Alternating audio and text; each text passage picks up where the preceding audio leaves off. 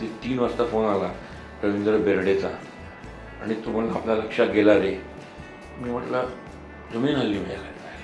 धूमधडाक्याचं एवढं मोठं यश किंवा आपण जेव्हा नेक्स्ट प्रोजेक्ट करू त्यामध्ये महेश कोठारे, अशोक सराफ आणि लक्ष्मीकांत बेर्डे तिरकूट पाहिजेच पाहिजे. त्यावेळेला ते जे समीकरण झालं होतं ना महेश, लक्षा आणि अशोक आणि सचिन, त्यामुळे एक कॉम्पिटेटिव्ह स्पिरिट तयार झालं होतं. पण मला अशोकला घ्यायचं म्हणून बोलतो नाही, असं घेऊन अशोकला वेस्ट करायचं नाही म्हणून आम्ही बेसिकली अशोकला टाळलं त्या पिरियड. पण ते मी त्याला जाऊन कळवायला पाहिजे होतं. ते मी न कळवता सुरू केलं काम आणि तिकडे मी चुकलो. नमस्कार, मी प्रणाली मोरे. लोकमत फिल्मीच्या नो फिल्टर या शोमध्ये आज आपण एका अशा व्यक्तिमत्वाला भेटणार आहोत ज्यांनी छोटा जवान म्हणत आपली कारकीर्द सुरू केली, पण आपल्या अभिनयाच्या माध्यमातून, निर्मितीच्या माध्यमातून, दिग्दर्शनाच्या माध्यमातून जो काही धूमधडाका सुरू केला त्याने काय झालं तर प्रेक्षक झपाटले गेले आणि पछाडले गेले आणि त्यांचे चाहते झाले आणि असे आपले सगळ्यांचे लाडके महेश कोठारे आपल्या सोबत आहेत.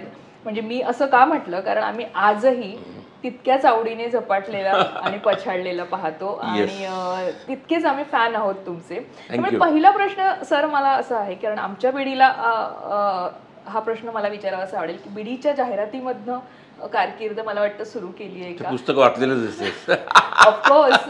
त्यामुळे अर्थात ते जेव्हा मार्केटमध्ये आलं तेव्हाच ते आम्ही नावानेच पछाडलो होतो त्याच्या डॅबिट म्हणत आणि त्यामुळे ते वाचलं गेलं. तर त्या बीडीच्या जाहिरातीमधनं सुरुवात झाली कारकिर्दीची आणि त्यानंतर एकेका अशा व्यक्तिमत्वावर तुम्ही काम केलं मोठमोठ्या स्टार सोबत. कसा होता तो सगळा काळ आणि काय सांगाल का? त्यावेळेला मी जेव्हा सुरू केलं ती एक ॲड फिल्म होती आणि त्याच्यामध्ये सुद्धा दामोंना मालवणकर होते, रमेश देव होते, सीमा होत्या.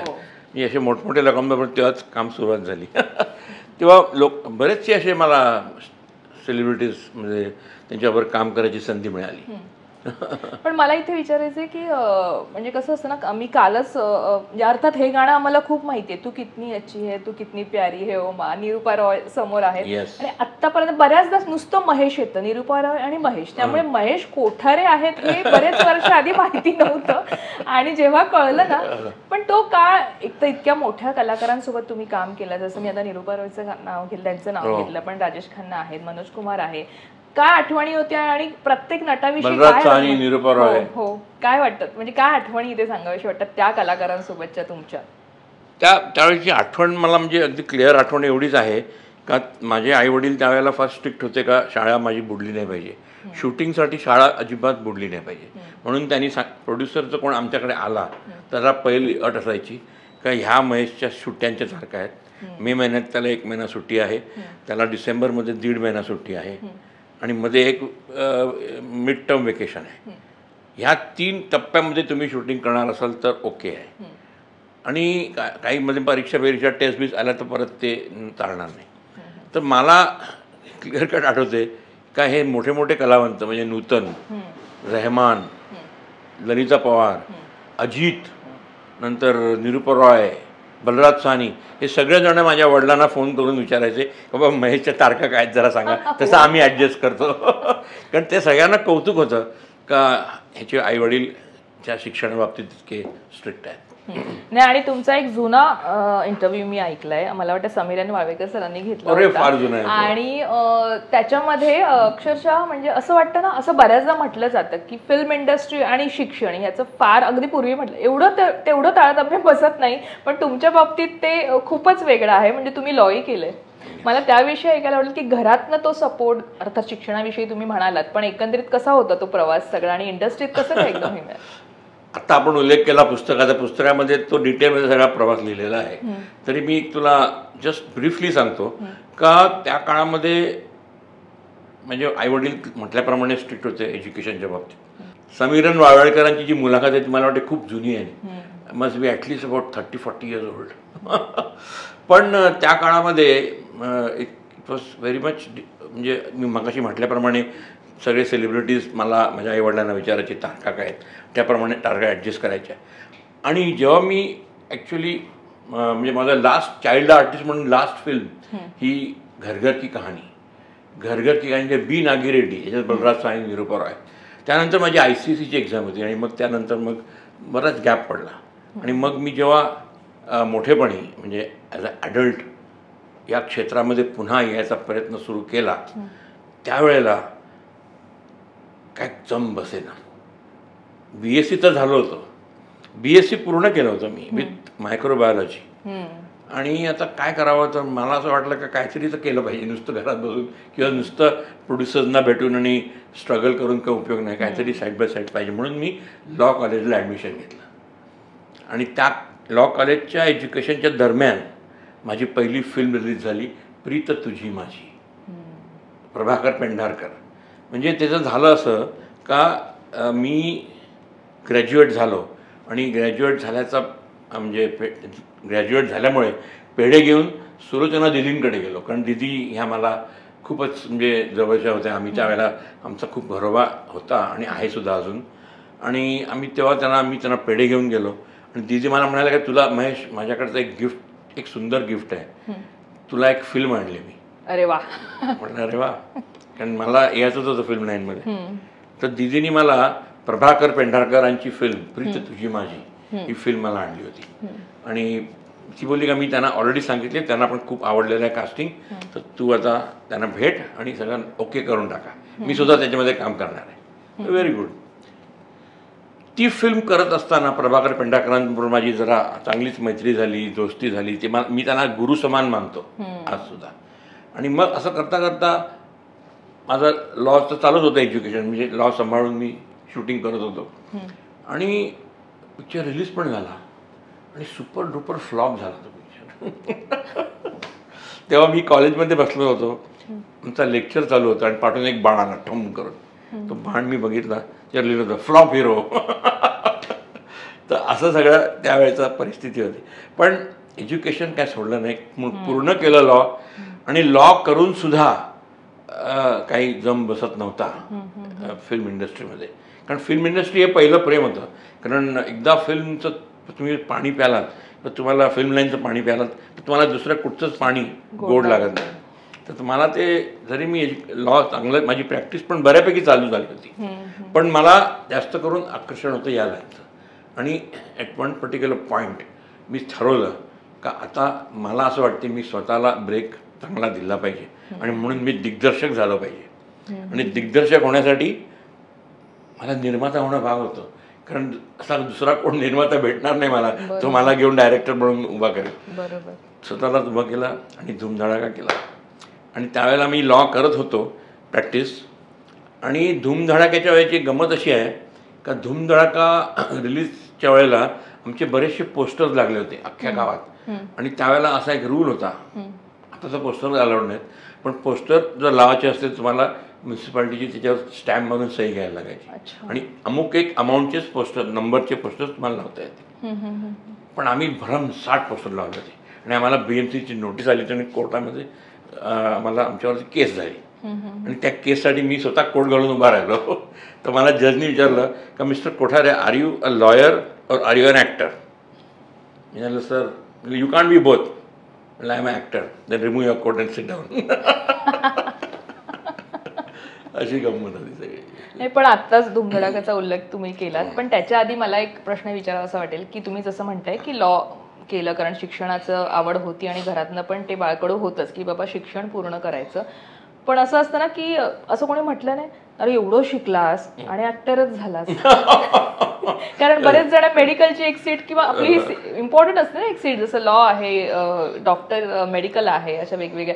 आणि मग लोक म्हणतात नाही मेडिकलला मला ॲडमिशन मिळत होती, नॉट डायरेक्टली, पण बाहेरगावी मिळत होती ॲडमिशन. पण मी माझ्या वडिलांना सांगितलं का I don't want to deny a genuine doctor a proper seat.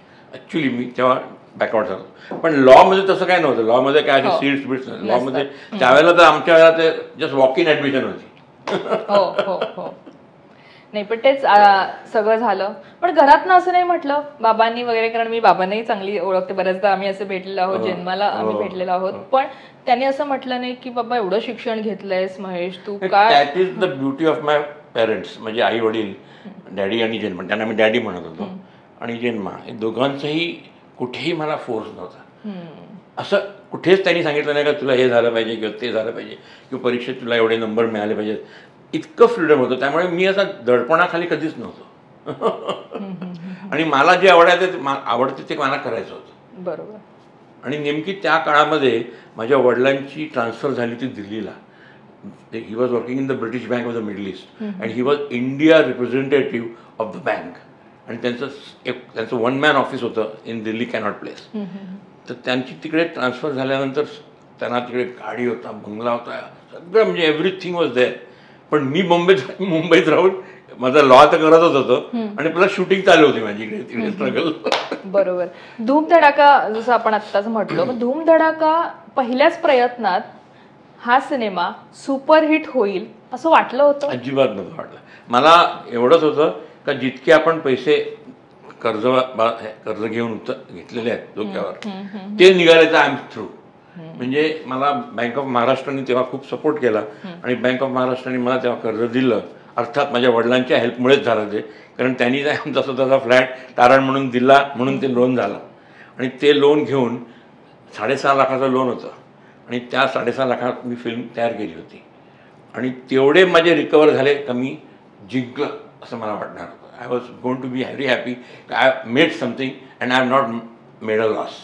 आणि अशोक सराफ, लक्ष्मीकांत बेर्डे. अशोक सराफ त्यावेळेचा आमचा मेन पिलर होता. शरद तळवळकर आणि अशोक सराफ. लक्ष्मीकांत बेर्डे नवीन होता. लक्ष्मीकांत बेर्डे माझा तेव्हा मित्र झाला. आमची तेव्हा खरी जोडी जमली. तेच मला विचारायचं आहे की अशोक सराफ आणि लक्ष्मीकांत बेर्डे यांच्याबरोबर तो पहिला सिनेमा करताना एकतर सूर कसे जुळले आणि मैत्री नेमकी कशी झाली? कोणाची? अशोक सराफबरोबर? नाही, अशोक बरोबर मी आधी काम केलं होतं. बरेचसे आम्ही 2-3 चित्रपट केले होते. एक होतं आमचं सगळे सोयरे, त्यानंतर आणखी 2-3 चित्रपटात मी त्याच्याबरोबर काम केलं होतं. गुपचूप. तेव्हा अशोक सराफ माझा चांगला तसा ओळखीचा आणि बऱ्यापैकी एक मित्र झाला होता. असं काय फार जवळचा मित्र असं नाही, पण मित्र चांगला झाला होता आणि मला तो चांगला रिस्पेक्ट पण द्यायचा. आणि ऑफकोर्स मी तर त्याचा फॅनच होतो, कारण त्याचं सोंगाड्या आणि एकटा जीव सदाशिव आणि ही सगळे पिक्चर्स पाहून तर त्याचं मला वाटतं रामराम गंगाराम, त्याचं मुंद्या खाटीकण, ही was a big craze Ashok Saraf. तर अशोक सराफ मला पाहिजे होता मेन स्टे, कारण त्यांनी ते कास्टिंगला एक बॉडी येणार होती. तर मी अशोक सराफला पहिल्यापासून त्याच्या मागे लागलो होतो. भरपूर फिल्डिंग केली होती आणि अशोक सराफ रेडी पण झाला होता आणि सगळं फायनल झालं. फक्त मेहमूदची जी भूमिका होती, म्हणजे प्यार की जाचा हा रिमेक होता. प्यार की जाचे मी हक्क पण घेतले श्रीधरांच्याकडून आणि अशोक सराफ झाला. शरद तळवळकर ओके झाला, पण मेहमूदच्या रोलसाठी मला ॲक्टर पाहिजे होता आणि कोण हा मला प्रश्न होता. आणि मला सडनली लक्ष्मीकांत बेर्डे डोळ्यासमोर आला आणि तो. पण त्यांच्या कोणत्या कामामुळे त्यावेळेच्या? नाही, त्यावेळेला तो अगदीच नवीन होता. त्याचा असं काहीच टूर वगैरे नो. त्यावेळेला मला आठवते का आत्माराम भेंडे, कारण डॅडी जन्मा आणि आत्माराम भेंडे, बबन प्रभू, आशा भेंडे हा सगळा ग्रुप होता त्यांचा. देवा ऑल फ्रेंड्स आणि सगळे ते हौशी कलावंत होते त्यावेळेला. तर त्यांचं ते एक हे होता, नुकतेच त्यावेळेला बबन प्रभू वारले होते आणि त्यांना असं वाटलं होतं का बबन प्रभूच्या स्मरणार्थ आपण ते एक नाटक होतं जे खूप गाजलं होतं, झोपी गेलेला जागा झाला. त्या नाटकामध्ये माझी आई पण काम करायची, माझे वडील पण होते. बबन प्रभू, आत्माराम भेंडे. बबन प्रभूच्या रोलसाठी आपण कोणते आणूया आणि ओरिजिनल संचात ते नाटक पुन्हा उभं करून एक फंड उभा करूया, एक ट्रस्ट सुरू करूया. तर त्यासाठी त्यांनी ते सगळं सुरू केलं आणि त्यांच्या तालमी सुरू झाल्या परत जरा नाटक करायच्या आधी. आणि मी सारखं मला कुतूहल होतं, म्हणजे डॅडीला विचारायचो का लक्ष्याच्या रोलसाठी बबन प्रभूच्या रोलसाठी कोणाला घेतले तुम्ही? मेहमूदच्या? नाही, बबन प्रभू त्या नाटकामध्ये झोपी गेलेला जागा झाला मध्ये बबन प्रभूची भूमिका फार महत्वाची होती आणि बबन प्रभू ते करायची पण उत्कृष्ट. आणि बबन प्रभू सारखा कॉमेडी सेन्सला माणूस नाही सापडणार. Fantastic comedy sense, fantastic timing sense आणि एक उत्कृष्ट लेखक स्वतः. त्यामुळे बबन प्रभूच्या रोलसाठी कोणाला घेतलंय, कारण तोच एक फक्त नव्हता आणि त्याच्या जागेवरती कोणाला तरी घ्यायचं होतं आणि ते शोधत होते कोणाला तरी. आणि एक दिवस डॅडी मला म्हणाले का प्रभूच्या जागेवरती एक चांगला आर्टिस्ट मिळालेला आहे, एक नवीन मुलगा आहे पण छान करतो. म्हटलं ओके, मला बघायचं एरिया असेल त्याची, कारण मला ते कुतूहल होतं, कारण ते नाटक पाहता मी लहानाचा मोठा झालो होतो. आणि मी ते नाटकचे रिहर्सल पाहायला गेलो आणि लक्ष्मीकांत बेर्डेला पाहता क्षणी म्हटलं का मला माझा मेहमूद मिळाला. वा. आणि तसे लक्ष्मीकांत बेर्डे यांची एंट्री झाली माझ्याकडे. पण मैत्री कधी झाली तुमची की बाबा, कारण इतके नंतर सिनेमे तुम्ही एकत्र केले? त्याचं एक्झॅक्ट ग्राफ तुला पुस्तकात मिळेल, कारण तो ग्राफ फार असा डिटेलमध्ये सांगण्यासारखा आहे. कसे आम्ही एकत्र म्हणजे इतके जवळ आलो का. लक्ष्मीकांत त्यांच्यातला नेमका असा कोणता गुण की बाबा या माणसाची मैत्री केली पाहिजे? त्याचा मुख्य गुण म्हणजे तो एक खरा मित्र बनला, जीवाला जीव देणारा. म्हणजे तुला खोटं वाटेल, एक इन्सिडेंट आहे फार मोठा का. धडाकेबाजचं शूटिंग होतं माझं. धडाकेबाज ही माझी फार मोठी फिल्म होती, म्हणजे मराठीतली सगळ्यात त्यावेळेची costliest film. Cinema scope, four track, stereophonic sound, घोडे, ॲक्शन, दरोडा, ब्लास्टिंग, काय काय होतं, स्पेशल इफेक्ट्स, बाटलीतला गंगाराम, काय काय होतं. त्या फिल्मचं शेवटचं शेड्यूल होतं माझं. लास्ट शेवटचं ते गाणं होतं, ते लक्षाचं गाणं. त्या गाण्याचं शूट होतं आणि ते गाणं संपलं, त्या लक्षाचं काम म्हणजे पिक्चरच कम्प्लीट.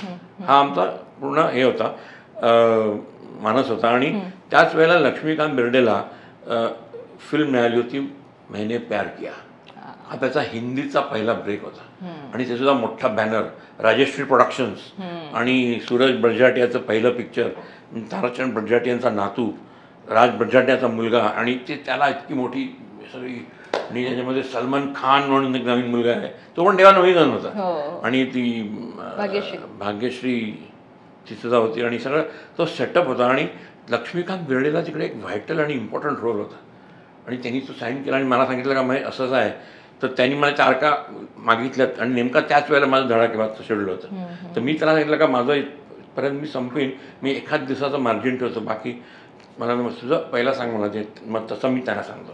मग त्यांनी माझं हे डेट सांगून त्यांना सांगितलं. त्या पद्धतीने त्या लोकांनी त्याला ॲडजस्ट केलं आणि तिकडे सगळं ठरलं होतं का 23 तारखेला लक्षाचं पॅकअप होणार, 24ला लक्षा मुंबईला जाऊन डायरेक्ट त्या सेटवर जॉईन होणार.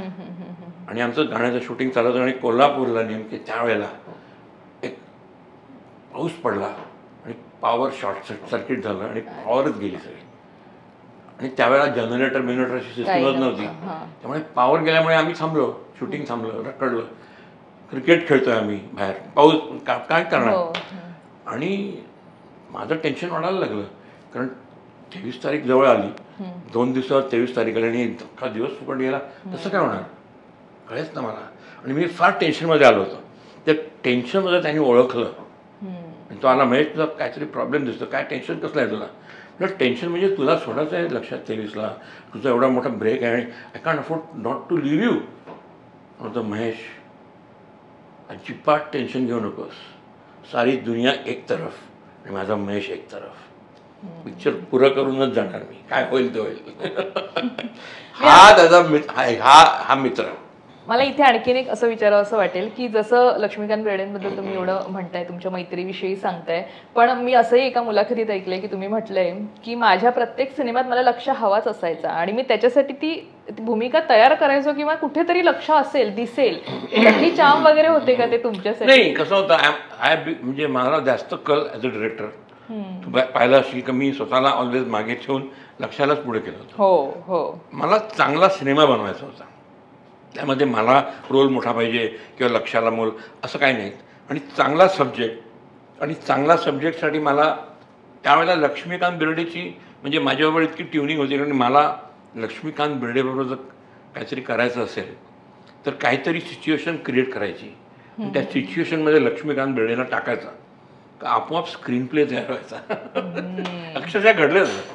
आणि म्हणून मला लक्षाला घेऊन करायचं असं नाही, लक्षा हा माझ्या कलाकृतीचा एक अविभाज्य भाग होता.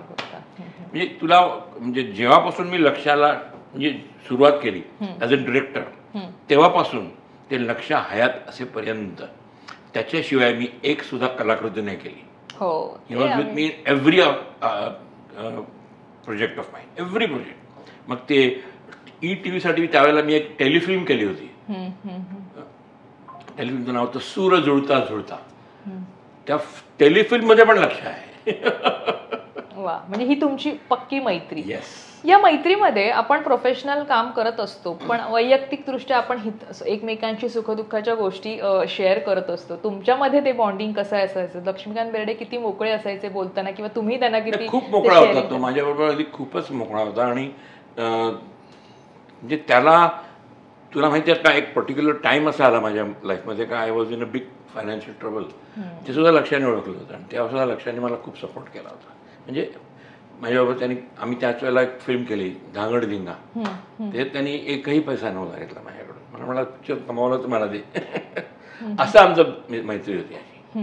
तो कॉन्ट्रॅक्टवर सहीच नाही करायचा, तो कॉन्ट्रॅक्ट घ्यायचा आणि सही करायचा नुसती, फिगर डुटा असं होतं आमचं नाव. पण मग कुठेतरी अशोक सराफही त्या बरोबरीने तुमच्या सिनेमात असेल, पण नंतर कितीतरी वर्ष अशोक सराफ मी फक्त धूम धडाका केला. धूम धडाका नंतर अशोक सराफ माझ्याबरोबर नव्हता. पण ते काय म्हणजे आम्ही असं बऱ्याचदा असं ऐकलंय की कुठे काही बिनसलं का, स्क्रिप्ट रिजेक्शन काही व्हायचं नाही. पण मी ह्याच्यावरती ना चांगल्यापैकी माझ्या पुस्तकात व्यक्त झालेलं आहे की काही चुका झाल्या माझ्याकडून, नो डाऊट, आय ॲडमिट. कारण अशोक सराफ त्यावेळेला मला असं वाटत होतं का धूमधडाक्यानंतर धूमधडाक्याचं एवढं मोठं यश जेव्हा नेक्स्ट प्रोजेक्ट करू त्यामध्ये महेश कोठारे, अशोक सराफ आणि लक्ष्मीकांत बेर्डे तिरकूट पाहिजेच पाहिजे. It was expected. बरोबर.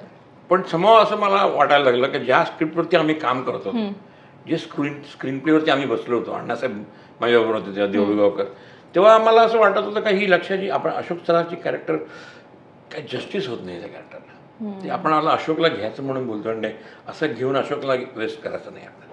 म्हणून आम्ही बेसिकली अशोकला टाळलं त्या पिरियड. पण ते मी त्याला जाऊन कळवायला पाहिजे होतं, ते मी न कळवता सुरू केलं काम आणि तिकडे मी चुकलो. I realise it. आणि नंतर ती जी ऋणानुबंध परत कसे जुळले, कारण नंतर खूप वर्षांनी मग मी जेव्हा शुभमंगल सावधान हा सब्जेक्ट करायचं ठरवलं तेव्हा माझ्या डोळ्यासमोर तिकडे अशोक सराफच्या दुसरा कोण आर्टिस्टच आला नाही. त्यामुळे जिकडे अशोक सराफ पाहिजे तिकडे पाहिजे म्हणजे पाहिजे मला. अशोक सराफ तसा इज अ ग्रेट ॲक्टर, तसा खूप, तो पण एक छान मित्रच आहे माझा. पण तेव्हा मी अशोकला जेव्हा आणि अशोकने सुद्धा स्क्रिप्ट वाचलं आणि त्याला स्क्रिप्ट आवडलं आणि म्हणून त्यांनी लगेच होकार दिला. आम्ही असं ऐकलंय की अशोक सराफ बऱ्याचदा स्क्रिप्ट तुमचं त्यांच्याकडे जायचं पण ते टाळायचं, असं काही आहे तथ्य काही आहे का? त्यांनी माझा एक हा प्रयत्न मी आधी पण केला होता. When I did film called खतरनाक. खतरनाक एक फिल्म माझ्याकडे कॉन्सेप्ट होता, त्याच्यामध्ये अशोक सराफ मला हवा होता आणि ते स्क्रिप्ट मी अशोकला दिलं होतं माझ्याला. अशोकला ते आवडलं नाही आणि त्याने सांगितलं नाही मला नाही वाटत मी हे करावं. ठीक आहे ना, त्याच्या जागेवर तुम्ही जॉनी लिव्हरला आणलं होतं तेव्हा आणि ती फिल्म पण सुपरहिट झाली होती खतरनाक. पण नंतर जेव्हा अशोकनी शुभमंगल सावधानचं स्क्रिप्ट ऐकलं तेव्हा तो एकदमच म्हणजे त्याला इतकं जे स्क्रिप्ट आवडलं की तो लगेच त्याने होकारात देऊन टाकला. असं लक्ष्मीकांत बेर्डे यांच्या बाबतीत व्हायचं की तुम्ही एखादी स्क्रिप्ट घेऊन गेलेत आणि लक्ष्मीकांत बेर्डे मला विचारलंच नाही का तू काय करतोय, स्क्रिप्ट काय आहे, माझा रोल काय, तयार व्हायचे, तयारच होता तो काम करायला. त्याला त्यावेळेला बरेच पत्रकार विचारायचे का तुमचं अमका पिक्चर पाहिला तमका पाहिला ते काय तुम्ही, पण तुम्ही जेव्हा महेश कोठारेबरोबर काम करता ना तेव्हा काहीतरी तुमचं वेगळंच असते बाबा. ते असं का तुम्ही त्या फिल्म्स का करता, तो माझ्या घरात मला फ्रीज लागतो, मला AC लागतो, मला या सगळ्या गोष्टींसाठी मी त्या फिल्म्स करतो आणि त्या फिल्म्स त्या सगळ्या मिळाल्यामुळे मला महेश कोठारेकडे काम करायला फ्रीडम मिळते. पण ते सगळं व्हावं म्हणून महेश कोठारे. वा.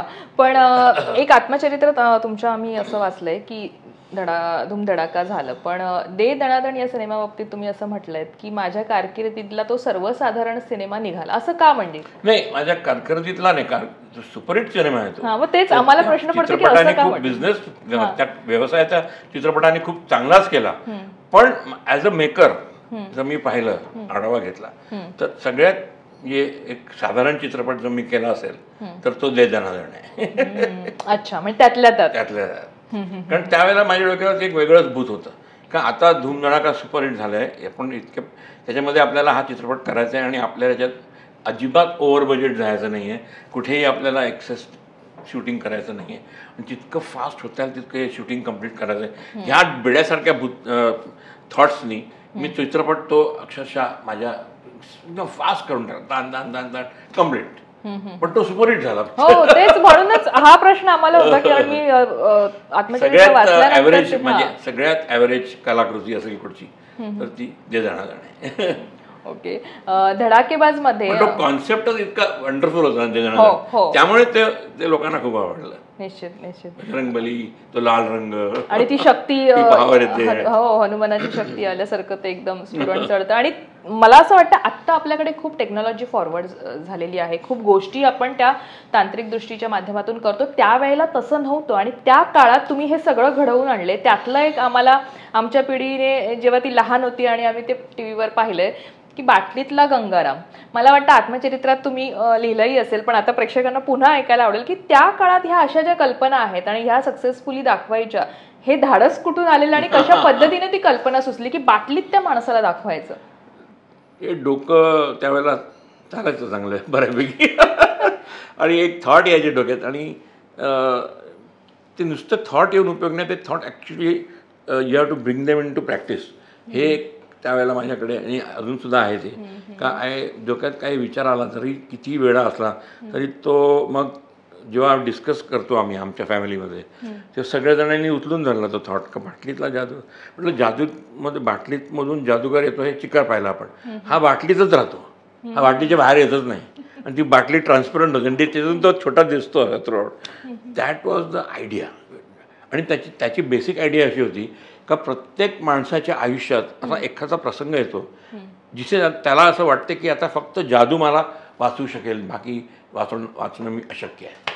आणि त्यावेळेला त्याला जादू सापडते आणि त्या जादूमुळे मग तो काय काय करू शकतो. आणि आजच्या काळात जादू जर तुम्हाला जादू मिळाली तर तुम्ही काय करू शकाल. आणि मग ती जादू असा एक पुन्हा असा एक टाईम येतो का परत ती जादू आता पाहिजेच पाहिजे बाबा, दुसरा काय मार्ग नाही. पण तेव्हा ती जादू संपलेली असते. आता माझी जादू संपली, ही रेती संपली, आता मी काय नाही करू शकत. तो एकदम हताश होतो. बरोबर, हताश नको, खरी जादू ही तुझ्यातली आत्मशक्ती आहे, तीच खरी जादू, बाकी सारा मनाचा खेळ. ब्युटिफुल थॉट होता. हो, सुंदर. आणि पण मला आम्ही असंही ऐकलंय की गंगारामच्या या भूमिकेसाठी तुम्हाला दादा कोंडके, खरं आहे का? अगदी खरं आहे. दादा कोंडकेचा मी फार मोठा फॅन आहे.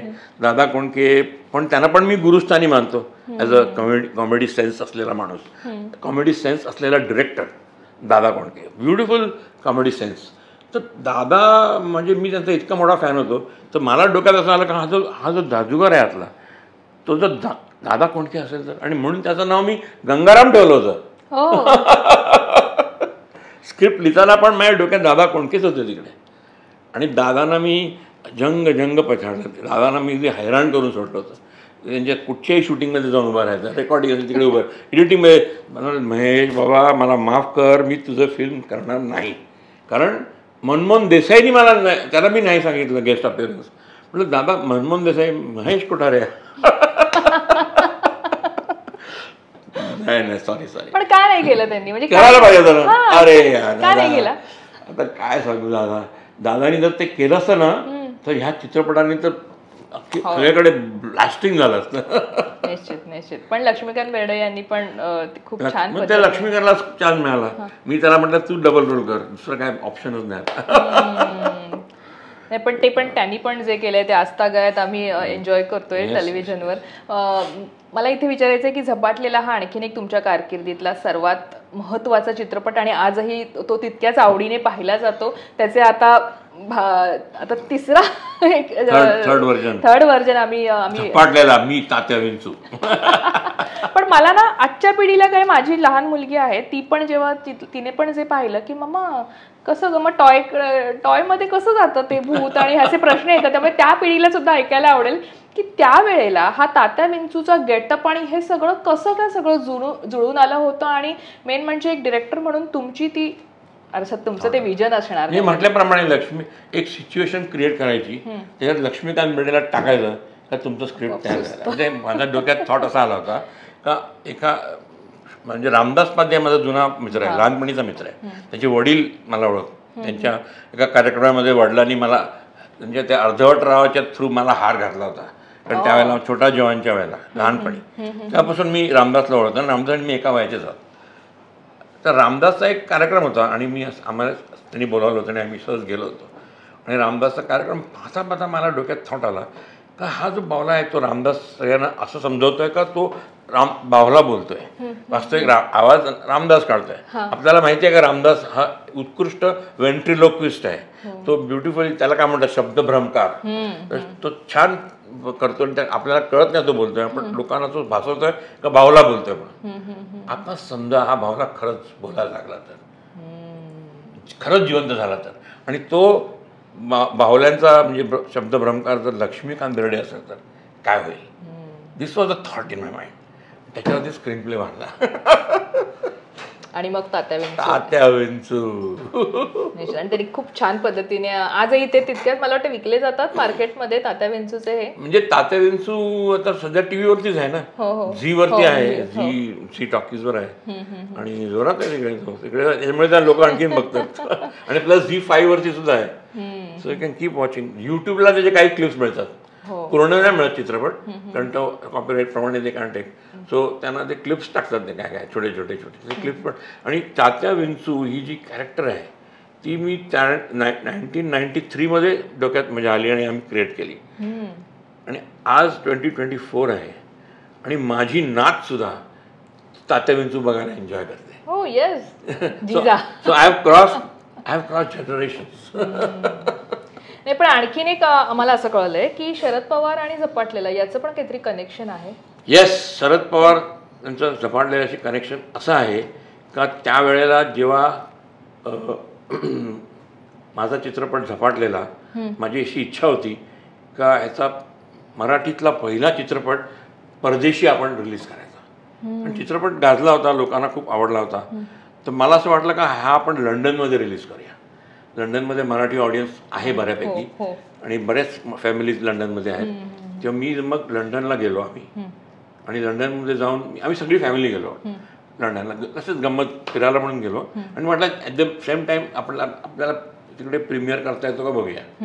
आणि मी आमची जी माझा कझिन सख्खा चुलत भाऊ आहे होता, म्हणजे इथनं मोरणं मधुकर कोठारे, ते तिकडे एस्टॅब्लिश होते लंडनमध्ये.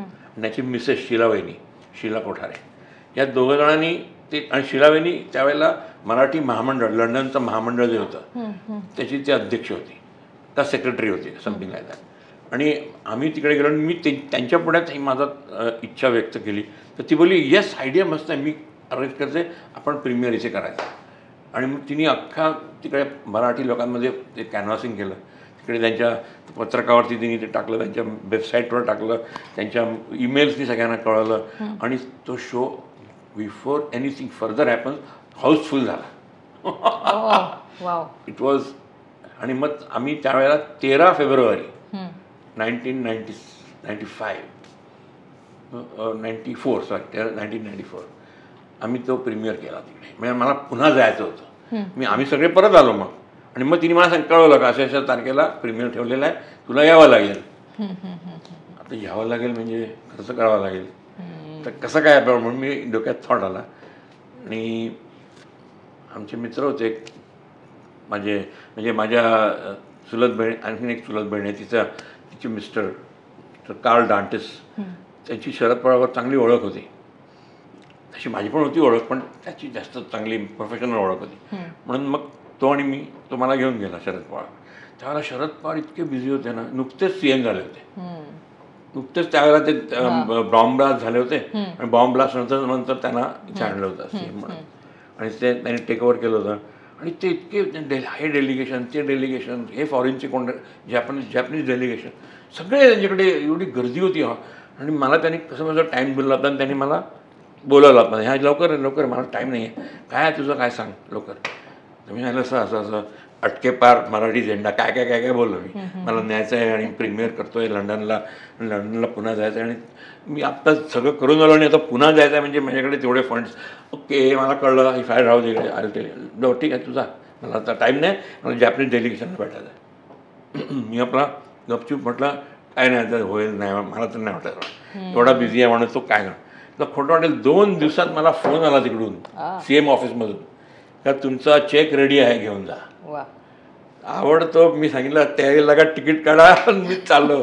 आणि मी ॲड दिली होती पेपरला का माननीय शरद पवार, माननीय मुख्यमंत्री शरद पवार यांच्या आशीर्वादाने तात्या विंचू निघाला लंडनला.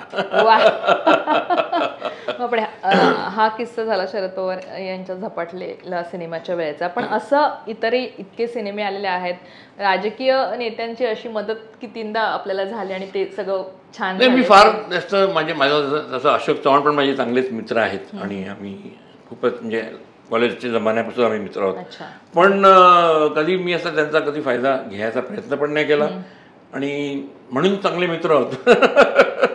निश्चित मैत्रीविषयी बोलतोय आपण. एक आपला मित्र तुमचा राहिला बोलण्याचा ते म्हणजे सचिनजी. हो, सचिन पिळगावकर. पण अनेकदा असं म्हटलं जातं की सचिन पिळगावकर आणि अशोक सराफ ही जोडी छान जमली आणि महेश कोठारे आणि लक्ष्मीकांत बेर्डे ही जोडी छान जमली, असं का? पण आम्हाला बघताना तुम्ही सगळेच खूप घनिष्ठ मित्र वाटता. नाही, आम्ही मित्र आहोतच, नुसते वाटत नाही.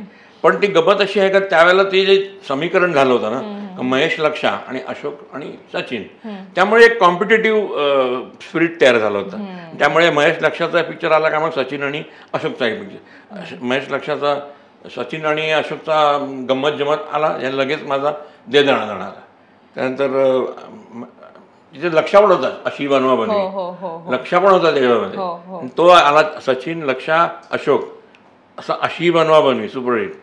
त्याच्या पाठोपाठ थरथराट महेश कोठारे लक्ष्मीकांत. पण ते एक समीकरण असल्यामुळे ती एक गंमत पण होती, ते एक इंट्रिक पण होतं का यांची दोस्ती आहे का नाही. पण ती अशी चांगली दोस्ती आहे. सचिन अगदी चांगलाच मित्र आहे आणि याच्यामध्ये काही वाद नाही आहे. पण अशी बनवाबनवीमध्ये महेश कोठारे मिसिंग वाटतात कुठेतरी त्या सगळ्या लोकांमध्ये. त्यावेळेला असं काही झालं होतं का आपण नाहीये इथे कुठे किंवा काय हवं? त्यावेळेला म्हणजे त्यांनी मला अप्रोच पण केलं नव्हतं. त्यांच्याकडे कॅरेक्टर पण नव्हती माझ्याकडे. कुठे होती कॅरेक्टर? म्हणजे महेश कोठारेला घेऊन काय तुम्हाला बारका रोल तर देणार नव्हता. तर ही had to think of something big. आणि तसा त्यांच्याकडे त्या स्क्रिप्टमध्ये नव्हतंच. कारण ते आणि Sachin is a very good maker. तो सुद्धा चांगला स्क्रिप्टच्या पद्धतीनेच काम करतो. तेव्हा डेफिनेटली त्यांनी मला अप्रोच नाही केलं, हे करेक्ट आहे त्याचं. पण आता जसं मी बोलते हा सगळा आम्ही रिसर्च केलाय, त्यातनं आम्हाला कळतंय. पण लहानपणीचे तुम्ही मित्र आहात किंवा लहानपणीच तुमची ओळख झाली होती असं काही आहे का? आहे ना. म्हणजे काय ते पुस्तकात वाच. ते कसं म्हणजे ते कसं? त्यावेळेला सचिन पण त्यावेळेला नुकताच म्हणजे त्याची आणि माझी करिअर ना अशी पॅरलल खूप चाललेली आहे. म्हणजे त्याचा पहिला चित्रपट हा माझा मार्ग ऐकला, त्या चित्रपटाला त्याला स्टेट अवॉर्ड मिळाला. त्यानंतर लगेच दुसऱ्या वर्षी माझा चित्रपट आला छोटा जवान, त्याला मला स्टेट अवॉर्ड मिळाला. आणि असं आमची करिअर चालू असते. आणि त्या पिरियडमध्ये ॲज अ चाइल्ड आर्टिस्ट म्हणजे सचिन हा दिदींच्याकडे, सुलोचना दिदींचा जास्त जवळ होता. कारण त्यांचा परिचय आधीपासूनचा. आणि आम्ही छोटा जवानच्या वेळेला त्या माझा दिदींचा परिचय झाला. आणि दिदीनं एक सवय होती, मी लहान होतो, ते दिदी असे यायचे आणि मला एकदम गालावर पापी घ्यायचे टप करून. त्यांचं लिपस्टिक असं उठायचं गालावर. आणि ते मला खूप राग यायचा त्याचा आणि मी जाऊन ते पुसून काढायचा. तर ते मला काय झालं, मला हे काय तुम्ही, आणि मी रडकुंडीला यायचो मी तेव्हा. मग तिकडे सचिन त्यांना भेटायला आला होता आणि सचिनला त्यांनी कडेवर घेतलं. त्याच्या पण गालावरती मस्तपैकी पापा घेतला आणि त्याच्या गालावर मस्तपैकी ते लिपस्टिक उठलं होतं आणि मला दाखवलं, हे बघ हा रडतोय का बघ. आणि अशी मला नको प्लीज. आणि गावात सुटलं. आणि अशी तुमची ती ओळख तेव्हापासून जी आहे. पण पुढे अर्थात प्रतिस्पर्धी आपण असतो जेव्हा आपण एका क्षेत्रात काम करत असतो. मित्र एक वेगळी वाट असते आणि प्रतिस्पर्धी म्हणून आपल्या कामाच्या वाटेवर आपण एका वेगळ्या पद्धतीनं जात असतो. तुम्ही आता सिनेमा, त्यांचे सिनेमे सुद्धा तुमच्या लक्षात आहेत आणि तुम्ही ते घेताय. त्याचा सिनेमा यावेळी आला, माझा सिनेमा यावेळी आला, म्हणजे अर्थातच ते पाहिले सुद्धा जात असते. पाहिल्यावर काय वाटायचं? खूप छान वाटायचं. आणि एक कॉम्पिटिशन क्रिएट झाली होती का आता ह्यानी हे केलं तर मला ह्याच्यापेक्षा चांगलं काहीतरी करावं, असं काहीतरी एक थॉट असायचं डोक्यात. आणि त्याच्यामुळे चित्रपट चांगले निघत गेले. त्यामुळे मराठी इंडस्ट्री सुद्धा खूप, मला असं वाटतं त्यामुळे मराठी इंडस्ट्री आणखीन बहरली. एक आता झपाटलेला येतोय म्हणून पुन्हा एकदा लक्ष्मीकांतजींचा प्रश्न की लक्ष्मीकांत बेर्डे आज असते तर मराठी चित्रपटसृष्टीचं जे चित्र आहे ते वेगळं असतं का? आणि महेश कोठारेंचं आणखी आयुष्य किती वेगळं असतं? लक्ष्मीकांत बेर्डे हा फार लवकर गेला. म्हणजे तो जर आज असता तर खूपच वेगळं असतं आणि मला तर खूपच फायदा झाला असता. सरळली एक पोकळी निर्माण झाली माझ्या पुण्यात. जेव्हा मी खबरदार चित्रपट केला तेव्हा तर पहिली माझी अशी कलाकृती होती ज्याच्यामध्ये माझ्याबरोबर माझा लक्षा नव्हता. म्हणून मी तिकडे सुरुवातीला त्याचा फोटो लावलेला आहे. आणि मी त्याच्यावरती गाणं प्ले केले, ही दोस्ती तुटायची नाही. कारण पण लक्ष्मीकांत बेर्डे आज असता तर खूपच म्हणजे काम म्हणजे तो तर ॲक्टर टेरिफिक होता. आणि त्यांनी कॅरेक्टर रोल्स पण सुरुवात केली होती. आता माझ्या पछाडलेल्यामध्ये ते त्याचा लास्ट चित्रपट आहे तो, ती त्याची लास्ट कलाकृती आहे लक्ष्याची, पछाडलेला. त्याच्यात त्यांनी कॅरेक्टर रोल केला होता. पण लक्ष्मीकांतजींचं जेव्हा निधन झालं, तुम्हाला असं वाटलं होतं की लक्ष्य आपल्याला असं अचानक सोडून जाईल, किंवा ती बातमी कळताच असं म्हणतात ना की आपलं जग असं कुठेतरी हल्ल्यासारखं वाटतं? जग हल्लं माझं टोटली. सकाळचा जो म्हणजे रात्री 3 वाजता फोन आला रवींद्र बेर्डेचा, आणि तो म्हणला आपल्या लक्षात गेला रे. मी म्हटलं जमीन हल्ली माझ्या बाहेर. आम्ही तसंच ताबडतोब मी स्टॅडी सिनेमा निलिमा आम्ही सगळेजण गाडीत बसलो गेलो तिकडे, आणि लक्षात गेलं असा निर्जीव पडला होता. आणि मी त्याला माझ्या तोंडातून एकच वाक्य आलं, what have you done Lakshya, you fool. Bad luck. पण त्यांना जाऊन आता इतकी वर्ष झाली तरी आजही कुठेतरी तुम्हाला वाटतंय की तुम्ही कुठल्या तरी कलाकृतीच्या माध्यमातून त्यांना लोकांसमोर आणावं? आता जर AI ही नवीन माझी खूप इच्छा आहे का त्याला रिक्रिएट करून आणावं, पण I have to take some permissions त्यासाठी. कारण आता मला मध्यंतरी प्रिया बेर्डेचा फोन आला का तुम्ही असं अनाऊन्समेंट केली, तुम्ही असं म्हणताय का तुम्ही AIच्या माध्यमातून लक्षात आणणार, तुम्ही मला न विचारता आणणार का? म्हणजे असं कसं मी तुला न विचारता आणि तुला विचारूनच आणणार, तुझी परवानगी असेल तरच आपण पुढे जाऊ. माझी इच्छा आहे, आणि तिने परवानगी द्यावी ही माझी इच्छा आहे. निश्चित. आणि आम्हालाही ते आवडेल पाहायला. बरं, आता मराठी चित्रपट सृष्टीविषयी झालं, पण मराठी चित्रपट झाल्यानंतर आपण हिंदीतही तुम्ही मासूम केलात, मासूमही हिट झाला, पण त्यानंतर जे काही असतं की हवं तसं यश मिळत नव्हतं, पण मग ते मराठी दिग्दर्शक हिंदीत गेल्यावर काही अडचणी आल्या की कसं काय गणित होतं ते? नाही, त्यावेळेला मला तो जो एक पिरियड आहे म्हणजे तो पिरियड फार महत्त्वाचा पिरियड आहे माझ्या लाईफमधला, जिकडे मी म्हणजे जे काय कमावलं होतं सगळं गमावलं. म्हणजे त्यावेळेला मी चित्रपट केला मासूम, that was presented by somebody else. Me produce नव्हता केला तो. त्याच्यामध्ये नवीन लोक होते. आयशा झुल्काचा कमबॅक होता. त्याच्यामध्ये जो एक इंदर कुमार म्हणून नवीन मुलगा होता, लक्ष्मीकांत बेर्डे होता, आणि अशी कास्ट होती सगळी. म्हणजे फार अशी मोठी स्टारकास्ट नव्हती. आणि तो चित्रपट सुपरहिट ठरला. त्यातलं गाणं तर खूप गाजलं, छोटा बच्चा जहान के हम. ते गाणं सुद्धा म्हणजे आनंदचं मस्त कॉम्पोजिशन होतं, पण ते माझ्या डोक्यातलं गाणं होतं. मी त्याच्याकडून ते ॲक्च्युली काढलं होतं गाणं. तर आमची ही त्यावेळेला चांगली दोस्ती होती सगळ्या टीमची. आणि तो चित्रपट सुपरहिट ठरल्यामुळे मला असं वाटायला लागलं का चला हा जो आपण प्रोड्यूस केला असता तर मी का त्यांच्याकडे मी प्रोड्यूस करायला पाहिजे होता. हा मिस्टेक केली. आणि म्हणून त्यावेळेला म्हणतात ना विनाशकाळे विपरीत बुद्धी, ते झालं माझं. आणि मला असं वाटलं का आपण पण मोठा पिक्चर करूया हिंदी. आणि मी उडी घेतली, ती हिंदी चित्रपट केला, लो मैं आ गया. ते लो मैं लुट गया झालं. आणि त्यावेळेचं म्हणजे अरे बाप रे बाप रे बाप. त्यानंतरचे अनुभव, त्यानंतरचा सगळा तो प्रवास फार मोठा खडतळ प्रवास आहे. त्या प्रवासातून मग पुन्हा उभं राहणं हा एक मोठा आणखीन एक प्रवास आहे.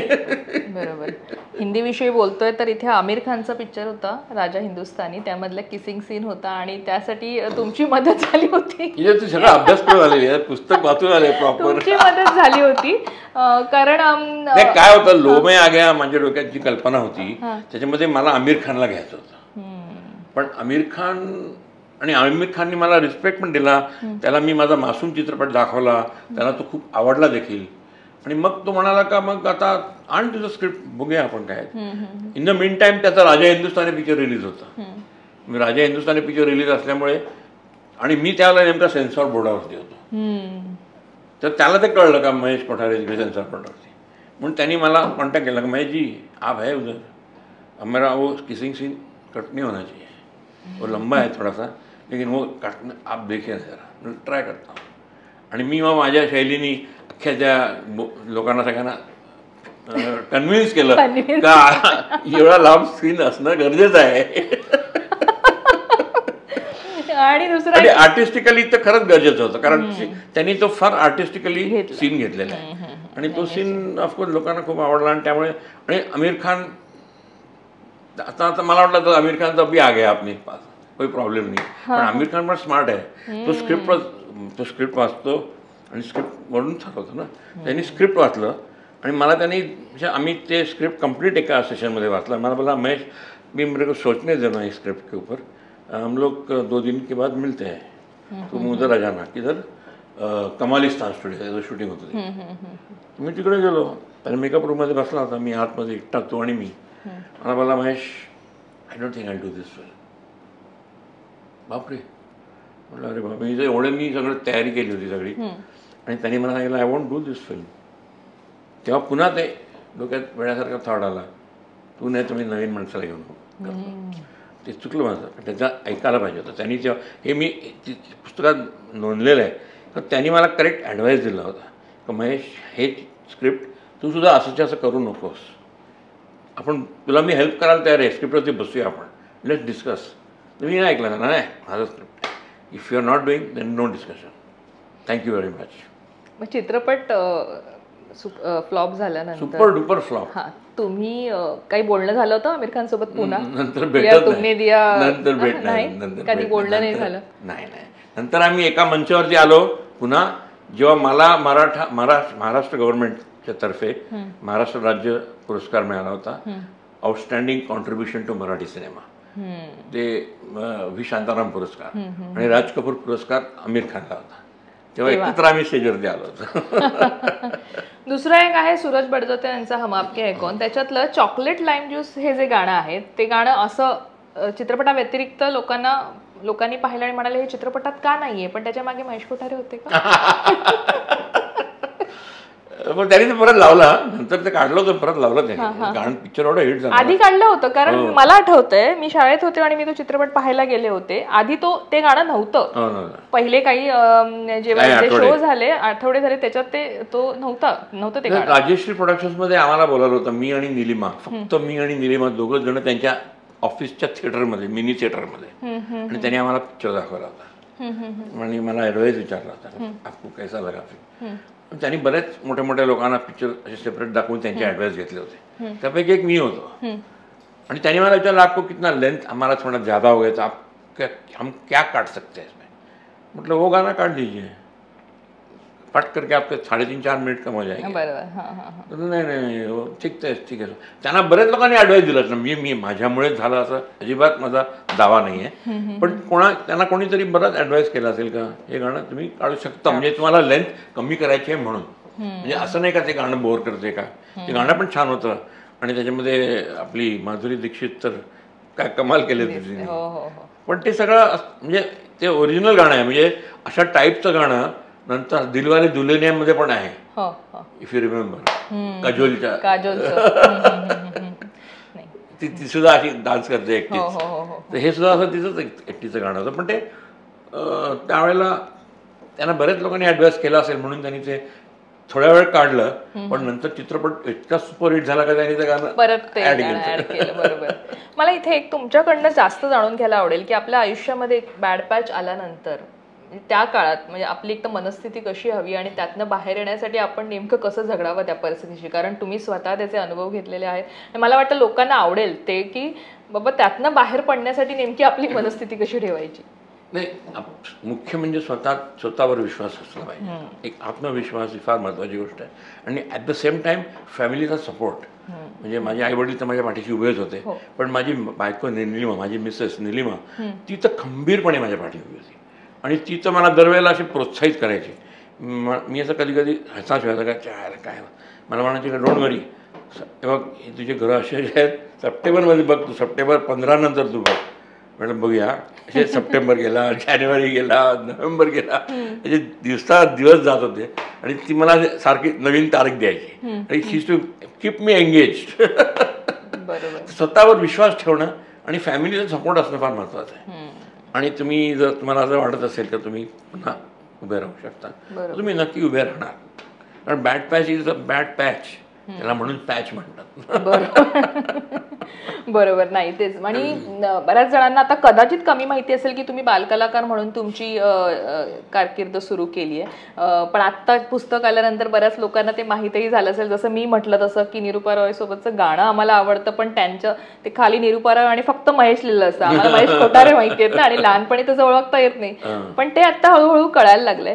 पण मला असं विचारायचं आहे की तो काळही तुम्ही अनुभवलाय, अगदी लहानपणापासूनचा 90तला सुवर्ण काळही अनुभवलेला आहे, पण आत्ता तुम्हाला या काळात तुम्ही त्या कोणत्या गोष्टी मिस करता किंवा काय एकंदरीत? नाही, त्या काळामध्ये सिनेमाला जे महत्त्व होतं सिनेमाला, ते महत्त्व आता थोडंसं तेवढं राहिलेलं नाही.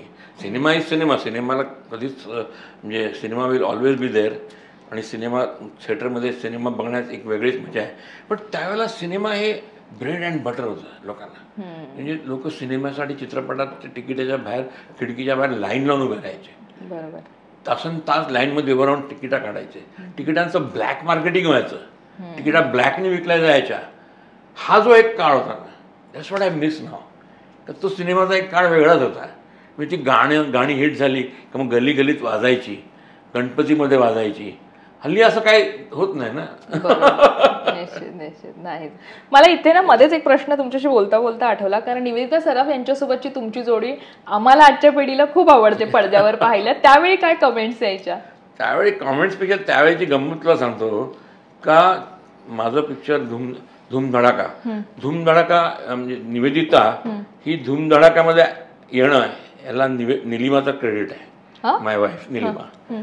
कारण आम्ही असे चाललो होतो आणि मला माझ्या अपोजिट हिरोईन चांगली मिळत नव्हती आणि आम्ही शोधत होतो. आणि आम्ही गाडीतून चाललो. आमच्या दोघांची अजूनही सवय आहे, आम्ही संध्याकाळी क्लबला जाऊन बसतो. आमचे I was NSA, I am member of NSA आहे. त्या NSAमध्ये जाऊन आम्ही डिस्कस करायचो. ती माझ्या she is a fantastic bounce board for me. तर मी चांगली हिरोईन कोण मिळत नाही हा प्रश्न होता. आणि आम्ही ड्राईव्ह करत होतो आणि सिग्नल इकडे नियर बेंगॉल केमिकलच्या जवळ सिग्नलला गाडी थांबली आणि निवेदिताने क्रॉस केला. आणि तिच्यावर मी काम केलं होतं नुकतंच, घरचा भेदी हा चित्रपटात. तिकडे मी विलन होतो आणि ती माझी भाभी झाली होती. तिला मी रेप बीप करतो जो सीन आहे. तर तिला पाहिलं ती वेगळ्याच गेटअपमध्ये होती आणि मॉडर्न ड्रेसमध्ये होती आणि जशी मला हिरोईन पाहिजे तशी ती होती. आणि निलिमा मला म्हणाली, बघ she is the right heroine for. Yes. तिला निवेदिता सिग्नल चालू होतं, तर पटकन ती आली. काय मी म्हटलं का मला येऊन भेटू द्या. तुला ओके. दुसऱ्या दिवशी आली तर मला साईनच करून टाकलं. आणि मी साईन केल्यानंतर अण्णासाहेबांना सांगितलं, कारण अण्णासाहेब देऊळगावकर म्हणजे त्यावेळेला आमचे सगळे करते करवा सगळं, म्हणजे जे सगळं हे बरोबर आहे ते नाही असं नाही करायचं. त्यानंतर मी अण्णासाहेबांकडे गेलो आणि त्यांना सांगितलं, अण्णासाहेब असं असं मी केलेलं आहे आणि हिला मी साईन केली हिरोईन म्हणून. शी काहीतरी म्हणजे डोकं फिरले का काय तुझं? नाही, हिचं टिपिकल गेटअप, तिथे दिवाजवळच्या सारी रातमध्ये काम करणं आहे, आपल्याला अशी हिरोईन मॉडर्न पाहिजे. Sir no no no no cancel cancel cancel. कळत ना काय करावं. मी घरी आलो आणि निलिमाला म्हटलं का अण्णासाहेब असं म्हणतात. म्हणाले का तू त्यांचं ऐकून होतो, तुझ्या मनाचं ऐक, तुला काय वाटते? म्हणाला मला वाटतं करेक्ट आहे. मग तू डोंट चेंज. आणि तू तिला साईन केलेस, एकदा साईन केलेलं बदलू नकोस. ठीक आहे, मी सांगितलं अण्णासाहेब मी नाही बदलणार, तिला साईन केली. मग कसं अण्णासाहेब कन्व्हिन्स झाले आणि मग ती जी आली तर धूमधडाका वॉज हिस्ट्री. पण मग धूमधडाकानंतर लगेच दे दणादण यात परत तीच होते. 2 पिक्चर सुपरहिट लागोपाठ, पहिला आमची हिट. आता निलिमा मला सांगते टेन्शनमध्ये येऊन मला म्हणते, आता तू तिसऱ्या पिक्चर तिला घेऊ नको. का नाही बस झालं ते फारच लोक आणखी काय काय आहे मग निलिमा. बरं ठीक आहे, तू म्हणते तर दुसरी कोणतरी बघूया. म्हणून मी लगेच ऑडिशन सुरू केल्या नवीन थरथराट फॉर थरथराट. ते ऑडिशन चालले आणि इकडे मी निलिमेला फोन करून सांगितलं, निवेदिता तुझी तारखा फिक्स ठेव, तू आहे त्या बिलमध्ये. आणि शेवटी मी सांगितलं निलिमाला विचारतो, निलिमा बघ इतक्या ऑडिशन घेतल्या, कोण तुला वाटतं बघ. नाही रे मला असं वाटतं तू निवेदितालाच घे. म्हणून थँक्यू. मला हेच विचारायचं होतं, कारण असं असतं ना तुमचे लुक हँडसम तुम्ही दिसायचात आणि अजूनही दिसताय. पण यंग वेळचं मी म्हणते की त्यावेळेला इतके लुक हँडसम आणि हे फिमेल फॅन्स किती असायचे आणि कसा त्रास व्हायचा? फिमेल फॅन्स तेव्हा खूप होत्या. आणि सिच्युएशन पण अशी होती का Mahesh Kothare was ruling that time. But Mahesh Kothare is a person of clean character. He made love only once to his wife Nilima, and she is my love, and I have no other female in my life ever. पण इतक्या सुंदर सुंदर actress आजूबाजूला होते, पण लग्न आधीच झालं होतं की नंतर? आधी झालं होतं. लव्ह स्टोरी कशी होती म्हणजे एकदम ऑफ ट्रॅक? कारण निलिमा मॅम एकदम इंडस्ट्री मधल्या नसून बाहेरच्या आहेत, आणि कशा पद्धतीनं ते सगळं जुळलं होतं तुमचं? इनफॅक्ट ती नुसती इंडस्ट्रीच्या बाहेर नाही, तर ती एकदम ऑर्थोडॉक्स फॅमिलीतली. म्हणजे तिचे वडील डॉक्टर होते. He was the first ENT surgeon of India. He was a big doctor. आणि त्यांची फॅमिली देसाई म्हणून त्यांची फॅमिली आहे, आमच्याच जातीची आहेत ते पांढरे प्रभू. पण दे आर ऑफ व्हेरी म्हणजे एकदम ऑर्थोडॉक्स फॅमिली. त्याच्यामध्ये जनरेशन्स दारूला कोणी स्पर्श नाही केलेला त्यांच्या घरामध्ये. ऑफकोर्स बाकी पांढरे प्रभू रीती रिवाज सगळे परफेक्ट, आणि खाण्याचे खूप शौकीन. पण एकदम असे सिनेमा बेनेमा हे त्यांना अजिबात न पटणारी गोष्ट. निलिमाला कुठे तिने पाहिलं असेल मला, आणि तिने जाऊन तिच्या वडिलांना सांगितलं का दादा, तिचे ना दादा बोलायचे, दादा तुम्ही तिला मुलं पाहत होते आणि मुलांना ते प्रपोजल्स येत होते ना, तर ती म्हणे तुम्ही एक मिनिट थांबा जरा, या महेश कोठारेला विचारा, तुझं नाही म्हणाला तर मग तुम्ही सांगाल तिकडे मी ओके आहे. तुझं काय डोकं फिरलं का काय तुझं? तो सिनेमा इंडस्ट्रीतला माणूस आहे. पण त्यांना तुम्हाला नुसतं पाहून आवडले होतात तुम्ही त्यांना, आणि विचारायला सांगितलं. आणि तिने विचारायला सांगितलं. मग विचारल्यानंतर मग मी पण हो म्हटलं, आणि मग झालं सगळं पटकन एका इन्स्टंट मध्ये. भेटला पण नाही एकदा? भेटलो नाही, नंतर भेटलो आम्ही तिकडे. होकार दिल्यानंतर मग then you got freedom to go. मग आम्ही चिकार फिरलो. तो पण एक इन्सिडेंट छान आहे, तो पुस्तकात वाचतो. नाही पण खरंच लव्ह स्टोरी म्हणजे अगदीच छान आहे, कारण इतकं सगळं वर्तुळ असताना तुमच्या सभोवती छान छान ऍक्ट्रेस असताना एकदम ऑफ ट्रॅक बायको, आणि अर्थात छान सुखी संसार. छान छान ऍक्ट्रेस होत्या, पण नोबडी ॲज छान ॲज माय वाईफ. ते महत्वाचं. नाही, एक तुम्हाला विचारायचंय, मालिका क्षेत्रातही तुमचं एक प्रभुत्व आहे, ते आजतागत आहे, आणि जेव्हापासून तुम्ही सुरू केलं या मालिका क्षेत्रामध्ये, मग तुमचं जे असं ना गेम चेंजर आपण म्हणतो, मालिका ठरली की चित्रपट ठरला त्या बॅड पॅच नंतर? ऍक्च्युली बॅड पॅच नंतर भरपूर काही गोष्टी घडत गेल्या हळूहळू. मेहनत खूप करत होतो मी, आणि ऑफकोर्स टू सम एक्सटेंट माझे जुने चित्रपटच माझ्या त्यांनी मला तारलं आणि त्यांनी बाहेर काढलं. म्हणजे झीनी म्हणजे सगळे चित्रपट घेतले at a good price. That was a reissue. त्याच्या आधी ते एका वेगळ्या चॅनलकडे होते, ते एकदम स्वस्तात दिले तुम्ही थोडेसे पैशासाठी. पण नंतर ते मस्तपैकी आले, आणि त्यानंतर म्हणजे जय मल्हार माझी सिरियल खूप चांगली जोरात चालली, आणि ह्याच्यामधून सगळ्याकडून मग मी हळूहळू बाहेर आलो. जय मल्हारचं नाव निघालं, तर जय मल्हार नंतरही तुम्ही धार्मिक मालिका काढल्यात, त्यामुळे तुम्ही स्वतः किती धार्मिक आहात, आणि असे काही आपण म्हणतो ना की असं काही आयुष्यात काहीतरी घडलं, आपल्याला एक चमत्कारिक अनुभव आला देवाचा किंवा एखाद्या गोष्टीचा, चैतन्य शक्तीचा, की आपण त्यावर विश्वास ठेवतो आणि आपल्याला वाटतं की बाबा नाही ही चैतन्य शक्ती आहे. तुमच्या बाबतीत असं काही झालंय? नाही, माझ्या बाबतीत असं खरं काही झालेलं नाही, कारण मी तसं जरी नास्तिक नसलो ना तरी मी खूप असा म्हणजे धार्मिक असा नाही आहे, but I believe in God. आणि मुख्य म्हणजे मी मागे सुद्धा म्हटलं होतं एका मुलाखतीत, का जर देवावरती आपला विश्वास नसेल, आणि समजा देव आपण म्हणतो आजच्या या सायन्सच्या युगात सगळ्याला उत्तर आहेत, पण मग म्हटलं देव नसेल तर मग आपण जेव्हा अडचणीत येतो तेव्हा आपण कोणाशी संवाद साधायचा हा प्रश्न पडेल तुम्हाला, बरोबर नाही का? सो तो एक आधार, एक फार मोठा आधार आहे आपल्याला. आपण जेव्हा मी दत्ताचा भक्त आहे, कारण दत्ताचा भक्त एवढ्यासाठी आहे का दत्त हे आमच्या फॅमिलीमध्ये आहेत. म्हणजे आई खूप मोठी दत्ताची भक्त होती, आणि मी सुद्धा दत्ताचा भक्त आहे. आणि दत्तगुरूच्या समोर येऊन मनात काहीतरी ठेवून नुसतं कॉन्सन्ट्रेशन करून मी जर त्यांना सांगितलं का अशी माझी शो मी जो वे मला आपोआप रस्ता दिसतो. पण त्यासाठी मी काय फार धार्मिक नाही आहे. Okay, thank you. पण मला इथे विचारायचं, आता निर्माता, दिग्दर्शक आणि अभिनेता या भूमिका झाल्या, पर्सनल याच्यात पती, वडील, आणि आता आजोबा म्हणून तुम्ही एक नवं नातं हे एन्जॉय करताय जिजासोबत. ते कसं आहे नातं? नात कशी आहे? माझी नात धमाल आहे, धमाल. आणि माझ्यावर खूप प्रेम आहे. ती मला पा म्हणते नुसतं, आणि आय जस्ट लव्ह दॅट पा. जेव्हा पा म्हणते तेव्हा सगळा थकवा निघून जातो एकदम थाप करून. आणि आता आदिनाथही दिग्दर्शनात आहे. आदिनाथचा आता चित्रपट रिलीज होतोय पाणी. हो. चित्रपटाला त्याला नॅशनल अवॉर्ड मिळाला. हो. तो आता ते कोविडच्या त्याच्यामध्ये सगळं अटकला होता चित्रपट. आता तो रिलीज होतोय.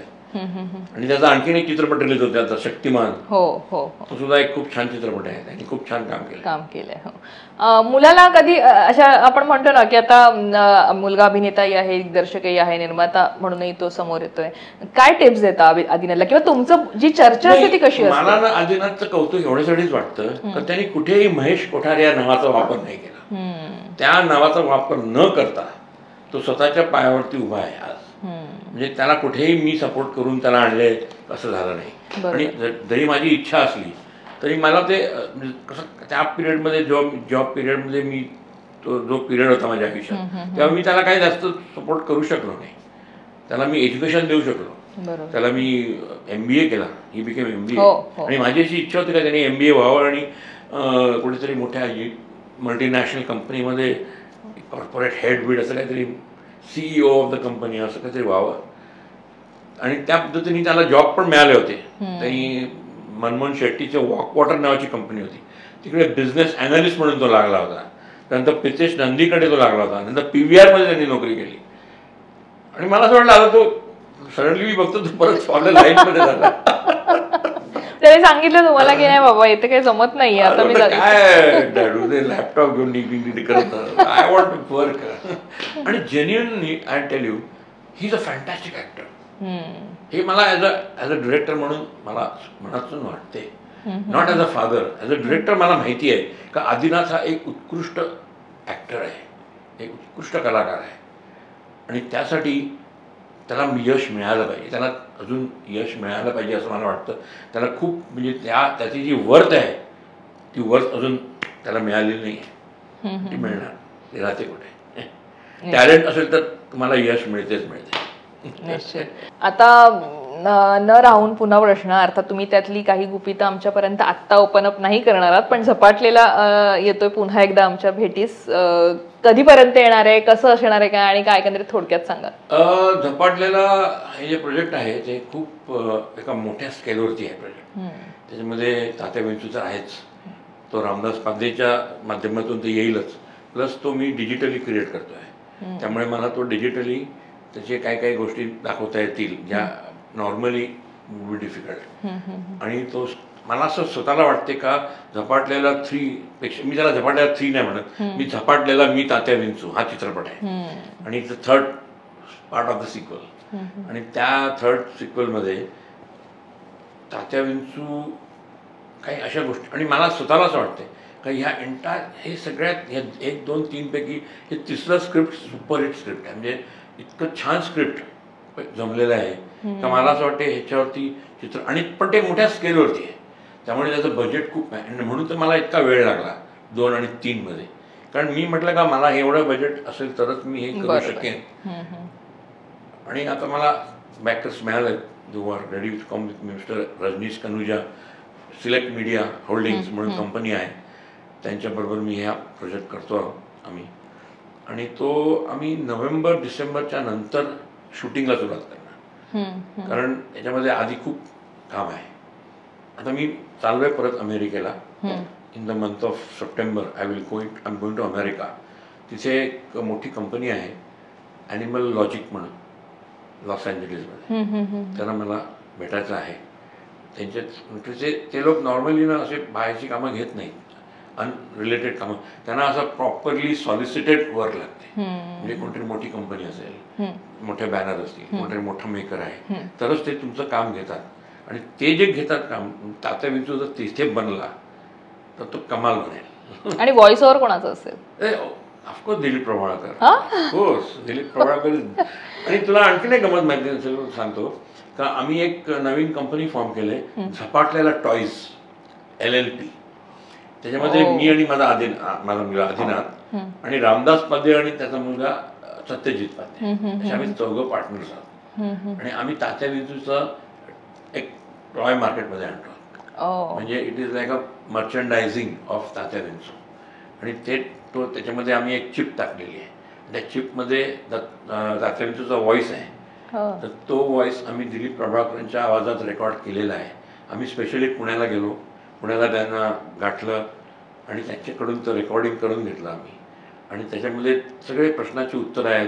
म्हणजे त्याला तू विचारलंस काय नाव तुझं, मी तात्या विंचू, मंत्र म्हणून दाखव, बघा बघितलं म्हणून दाखव. किंवा तो मुलगा, त्या समजा तुमचा मुलगा अभ्यास करत नाहीये तर तो तात्या हा अभ्यास करत नाहीये, अभ्यास कर, नाही करून टाकीन तुझं, ओम फट स्वाहा. हे सगळे आम्ही घेतलेत त्याच्यात. आणि this is a microchip which is we are going to bring it in the market, but will bring it at the time of the release of this film. मुलाखत तर खूप मस्त झाली, पण शेवटचा एक प्रश्न राहिला माझा की जिजाचं आपण थोडंसं बोलायचं राहिलं मध्येच, मी इंटरप्ट केला तुम्हाला दुसरा प्रश्न विचारून. पण जिजाने तुमचे कोणते सिनेमे आतापर्यंत पाहिलेत आणि कोणते सिनेमे तिला खूप आवडतात, ती एन्जॉय करते टेलिव्हिजन? तंपाटलेल्याच्या पलीकडे ती जायलाच त्यांनी, तिला टीव्हीवरती गेलो का तात्या विंचू बघायला, तिला तात्या म्हणजे जे क्लिप्स दाखवायचे किंवा तात्या विंचूचा क्लायमॅक्स तिला आवडतो फार. क्लायमॅक्स फार थ्रिलिंग आहे. तर तिला सगळे चित्रपट म्हणजे झपाटलेला सगळ्यात फेवरेट आहे. आणि तात्या विंचू ही तिची फेवरेट कॅरेक्टर, तिचा फेवरेट कॅरेक्टर आहे. कारण तात्या विंचू कॅरेक्टर म्हणजे कमालीची कॅरेक्टर बनली ना, आयकॉनिक कॅरेक्टर झाली ती. म्हणजे काय मला ती सुचली आयडिया, थॉट आला आणि तेव्हा मी हे नाव पण ठेवलं तात्या विंचू. कमाल माझं मलाच नवल वाटते कधी कधी. नाही निश्चित. आणि आता या नव्या झपाटलेला मी तात्या विंचू ना, मी तात्या विंचू याविषयी आता आम्हाला उत्सुकता लागली की आता नवीन तुम्ही काय करणार आहात. पण आधी इतक्या मस्त गप्पा झाल्या तुमच्या बालपणापासून ते आता एक पूर्ण कारकिर्दीविषयी छान किस्से ऐकायला मिळाले आम्हाला. आणि इतका छान तुम्ही बोललात आमच्याशी भरभरून, त्याबद्दल तुमचे खूप खूप आभारी आहे. लोकमत फिल्मीतर्फे तुमचे खूप खूप आभार. थँक्यू.